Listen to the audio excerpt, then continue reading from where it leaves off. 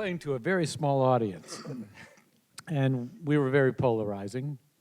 And at first, we were reviled or laughed at or felt sorry for. And, we dodged our fair share of beer cans and beer bottles and verbal threats. And obviously, we had something that was polarizing, not on purpose, but simply because of who we were, what we were trying to convey, and the originality that we were creating. We were found to be threatening.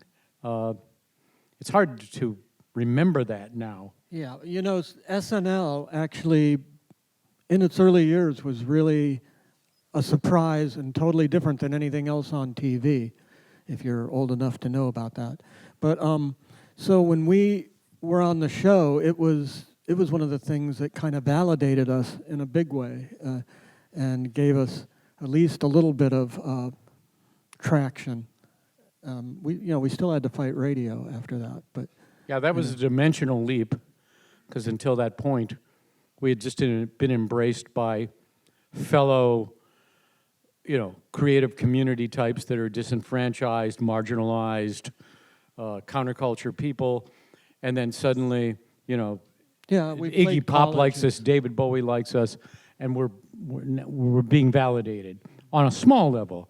And then Saturday Night Live, we're going from playing in front of like 300 people to 15 million people in one night. And it just exploded.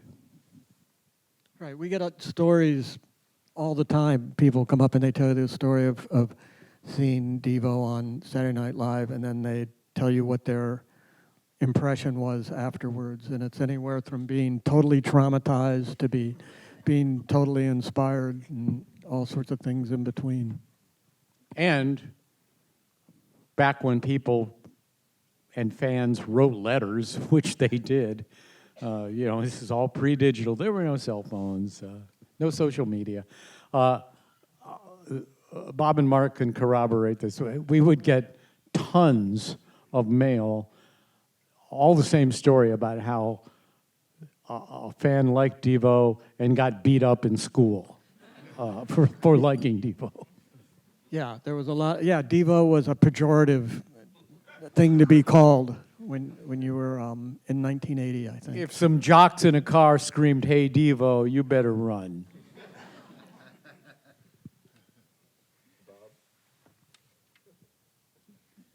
Yeah, what they said. I do want to include some questions from the audience. Hi, I just wanted to say hello. My name is Santi, and my artist name is Santi Gold. And I am the hugest Devo fan in the world.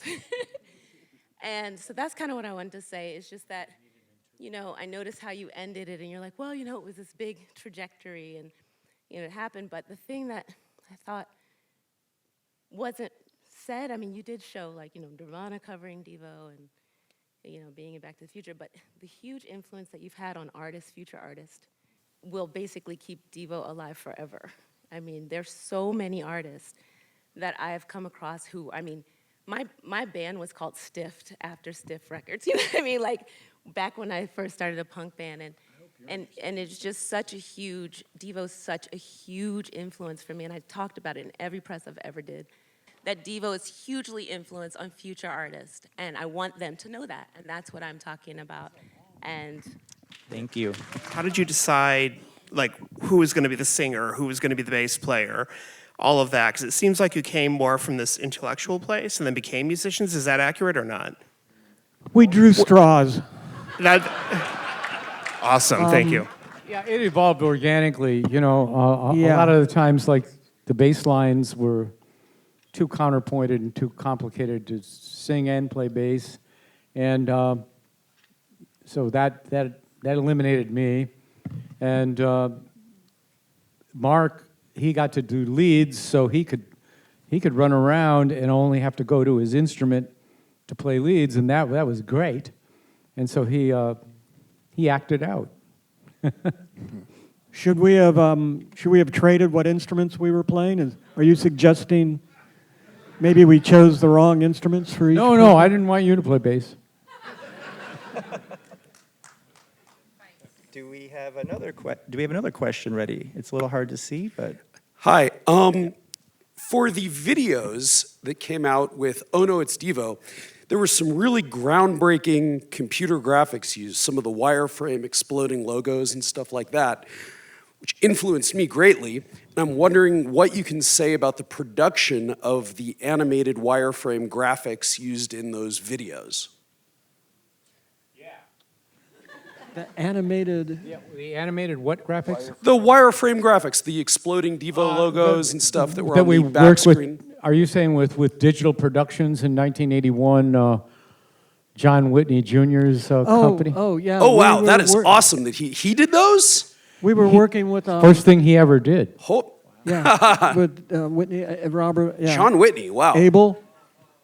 And it took like 2 weeks to make a 3D framework of an energy dome slowly twirl in outer space. And Yeah. they had a computer that was like the size of this room. It was gigantic. Yeah, you probably are aware of it. It was the Cray computer. yeah, it was- developed in Australia. John Whitney Jr. had the only one.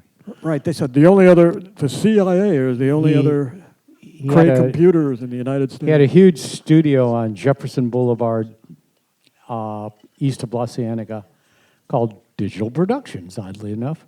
Yeah. And he had to have an elevated floor refrigerated underneath it for this computer that, filled up the size of a big bedroom. And because it generated so much heat, that's how they had to keep it cool. And like Mark said,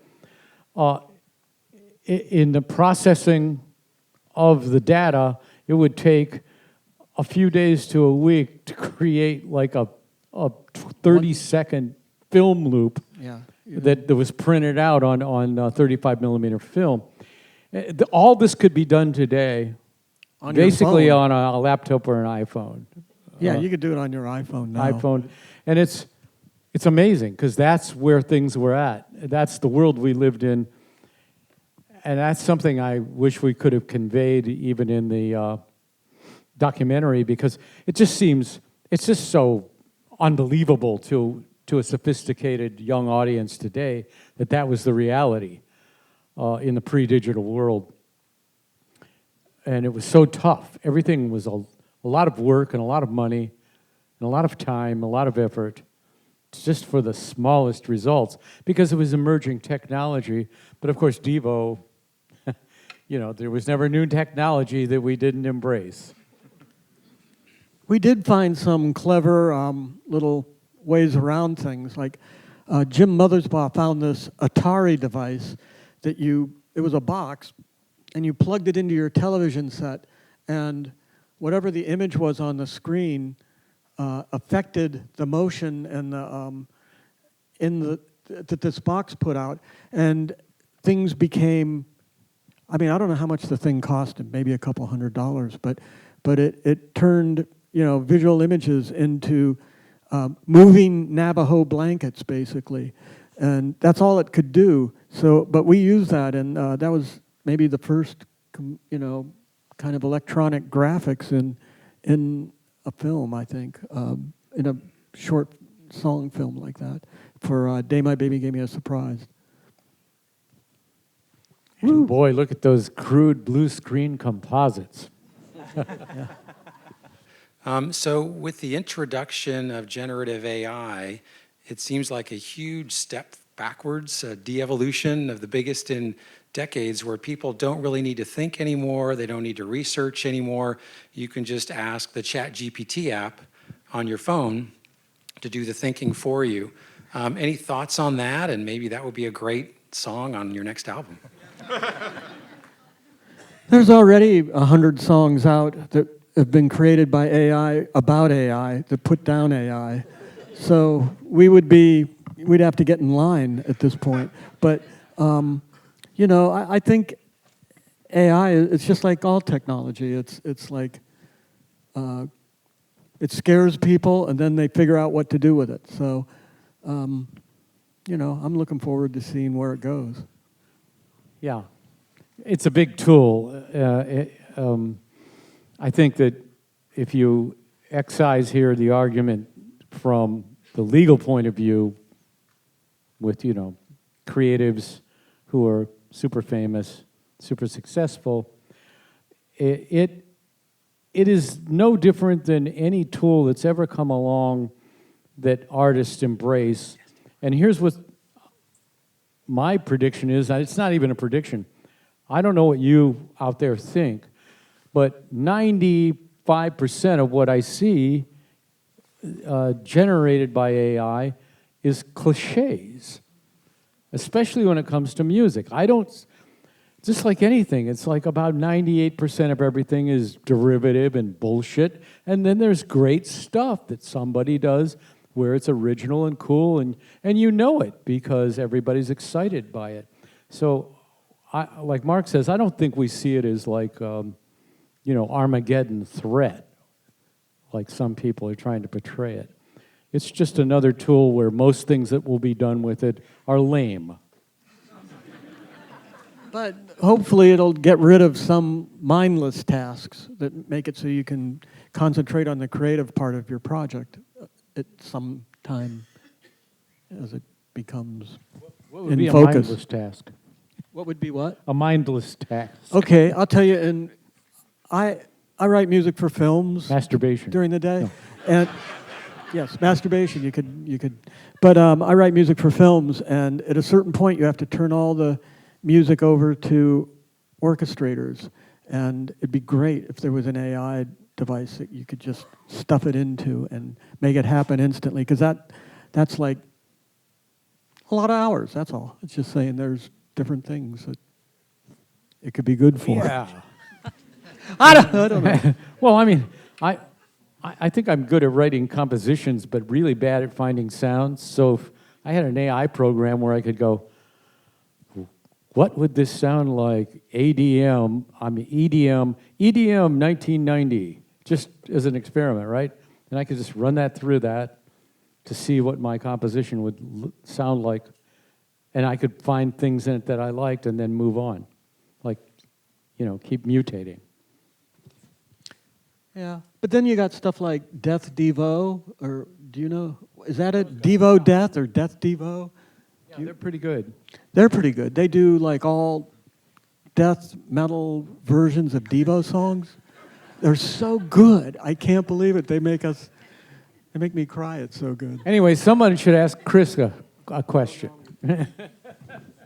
It kind of took looking in a mirror and going, okay, I guess we're a legacy now, and once you can own up to that, then. Anyway, seriously, it is interesting. We didn't sell 200 million albums like Elton John, but we did something that Elton John and everybody else didn't do, which was create a substantive body of work from a kind of philosophical position, like a manifesto, meta worldview that inspired the body of work. And it turns out that it still resonates with kids, and it still resonates with millennials. And so we're the ungrateful dead, where you go to a concert and there's like people from 70 to 20. Yeah, we'd like to invite you to Camp Devo next year. We're just going to all meditate on de-evolutionary theses, and you're all welcome to show up. Question was, how was skateboarding introduced to Devo? They didn't have that name attached to them yet. They were just they were really young still, and they were just these kids. And they were really fun to work with, and they were really excited and They had a lot. enthusiastic. They had fun, yeah. And they just loved, I go, well, I want everybody to come down this pit and crash into each other. And And they they go, all oh, yeah. got it. Like they Crashed. couldn't wait to crash into each other. It was great. And then they turned us on to these people who were making, quote, safety gear for skateboarding. Rector was the company. He was a And really Rector gave us a whole set of knee pads, shoulder pads, helmets, and we wore those in 1978 when we played Nepworth Festival. Mm-hmm. And and we were attacked viciously by the crowd. But we like that stuff, and Bob then jumped further out into the audience every night. The Pats. He would cannonball out while he was still playing guitar. The time when you were using like found footage or television advertisements, there was more of a consensus on what media meant, and in our contemporary world, we're so bombarded by so many different kinds of images and stimuli. How would you begin to collage or satirize this world that we're living in now, given the amount of stimuli that we're living with? Yeah, let's yeah. see who wins. That could make a difference, too. You know, that's a great question, by the way, because if there was a Devo for today that was in the spirit of our historical Devo, and they were using the tools available for them today, of course they would have their own YouTube channel, they would be using social media, they would be doing cross-platform stuff, they would be, like, in a Dada way, causing trouble, creative trouble. I think, you know, we only got to do the tip of the iceberg because the means of production were so expensive and so in the hands of a few and everything. It was tough to do. But today, just with, again, what Mark was saying about, you know, the iPhone 16 and creating your own channel, you could do whatever you could think of. We were doing what we could possibly do to get out ideas about what we were thinking of, but it was the tip of the iceberg. So it would be it'd be incredible. What would it be? Like Devo would be a band, but it would be like a guerrilla band. It Well, would have yeah, think about it. Wouldn't require an Econoline van anymore. no, That would and be, it wouldn't require a record deal, and it wouldn't Yeah. require, you know, hundreds of thousands of dollars worth of production and equipment. You could have a musical aspect, a political aspect, a social aspect. You could be putting out any narrative you wanted, and we certainly were trying to do that. We were trying to spread the word of what I guess you would call talking points now, but we didn't think of them that way. The same way we didn't think of what we were doing by controlling our image and how we acted and how we sounded and what we said as a brand, because that wasn't around then. The same way deconstruction wasn't being bandied about when we did Satisfaction and deconstructed the song. We were not being disrespectful. We loved it, right? We loved it. It's only Jan Wenner that thought Devo was dissing the Rolling Stones because he didn't fucking get it. But I would like to see a band of the spirit of Devo today, like really wreaking havoc in a creative way. Right. The song was 10 years old when we did our Satisfaction version, and we thought, well, it was the best song in the 60s. We got to make the 70s version of it, and that's how it happened.